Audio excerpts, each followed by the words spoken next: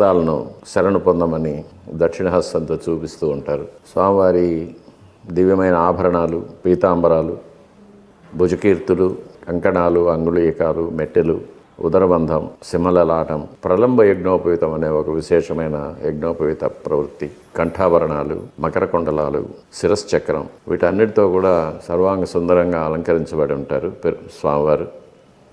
ఇదే కాకుండా శిల్పశాస్త్రంలో ఏ ఒక విధానికి కూడా చేరని ఒక భంగిమలో స్వామివారు మనకు దర్శనమిస్తూ ఉంటారు. ఇది కూడా ఒక విశేషం. మానవ నిర్మితమైన శాస్త్రాలకు అతీతంగా స్వామివారు కనిపిస్తూ ఉంటారు.